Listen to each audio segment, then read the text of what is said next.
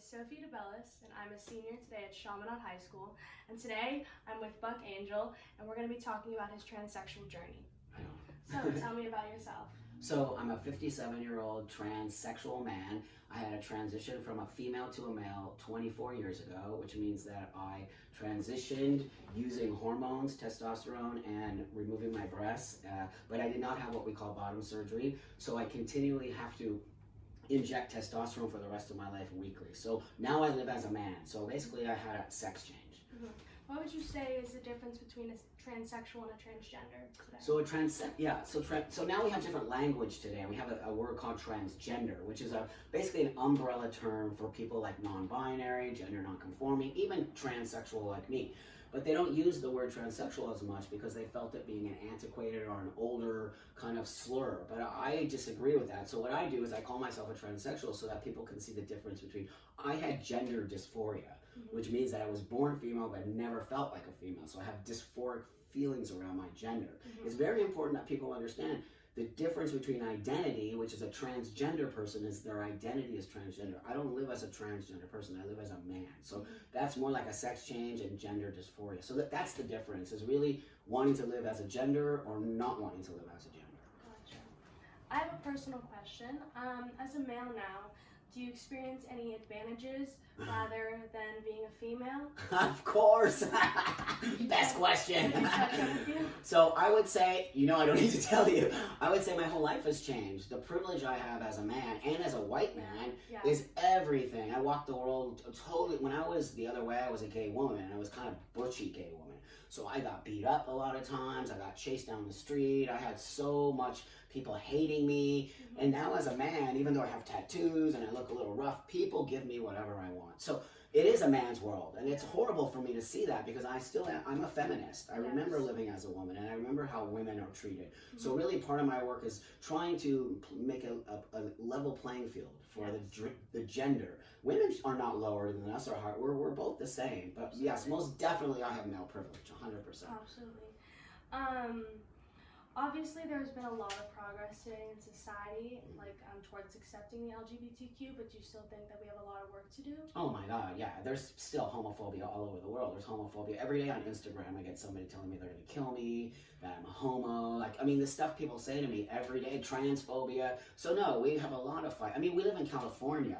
If you go to places like Idaho or Iowa, they'll slaughter you. Yeah, seriously, you can't just be openly gay. I deal with these kids all the time trying to come out, and they can't because their family disowns them or people don't understand it. So when you live in New York or Seattle, yes, where people are more diverse. Exactly, we have the more knowledge and we have the more.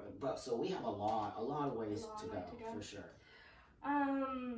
So I was reading a little bit about your bio, and it said that you were depressed and that you had slipped into an alcohol and a drug addiction and an attempt suicide. Yeah. Can I ask how your parents took that? Were they more accepting of it, or how did they take your whole transition in general? Well, when I was 16 is when I really got depressed because I started growing breasts and I always felt like a boy. So I started getting, imagine like your age, right? And going to school and not feeling comfortable like you, but I really wanted to be a boy, but people would call me a girl and I would get into fights all the time. So the only thing that made me feel good was alcohol, and then I started smoking marijuana, and then I started using cocaine, and then I escalated to methamphetamines, and then I just ruined my whole life from drugs and alcohol. Today I'm sober 30 years, thank God, but I started cutting myself. I started really hating everything that people, the cutting was because it made me feel better about myself, but it's a thing that happens a lot for young ladies and people who are not comfortable with themselves, or I got bullied a lot, I got all of those things. So I do talk a lot about those things and how to get above and beyond that. That's part of my work now because I survived. Yes. I totally survived suicide. I had 2 suicide attempts and I survived them because I think I had the will to live. And I found the way for me to live without worrying about what other people think about me. And your parents took it well? So my parents at first didn't understand, and eventually my parents disowned me. So for 3 years I was homeless, living on the streets here in Los Angeles. I had nothing. I was a crackhead. I was just horrible. So my parents, I hurt my parents a lot, and the only thing they could do was to release me because it was killing them. And that was the best thing they did, honestly. But today I have an amazing relationship with my parents. I visit my parents every weekend in Palm Springs. That's great. Amazing relationship. But it says a lot to becoming yourself. Yeah. really not worrying what other people think about you. That is really the number one part of my message is don't worry about people think about you. Only love yourself and only make sure that you're doing things for yourself and not for other people. Awesome. So what tools do you think that kids have today to deal with their transition that you didn't have 24 years ago? Oh my God, where do I start? I had nothing. Here's one thing that kids always get shocked with. I didn't have the internet. I didn't have cell phones. I didn't have any Google, none of that stuff. I couldn't Google transition, sex change, none of that. I literally had to find information by going to bookstores or finding other trans people, which there was nobody. Mm-hmm. So there was only men changing to women. Yeah. But there was no women changing to men. So I was one of the first people here in Los Angeles to really go through the whole transition. Both of my doctors I was their first patient. So today what they have is insurance. Insurance covers transitioning. We have information for parents to understand how come your child should transition. We have access to hormones. We have access to surgery. We have access to information. All those, YouTube, just go to YouTube and Google transgender. At the touch of our fingertips. At the touch of our fingertips. So that's why I'm an elder in the community and why I talk to the kids, because they need to understand that where I came from was nothing, because they don't think they have anything. So when you don't think you have anything, you have to see the past and where it came from, and then you appreciate what you have today. So really, they have everything compared to what I have. Absolutely. Yeah. As a survivor, what do you do for our community now?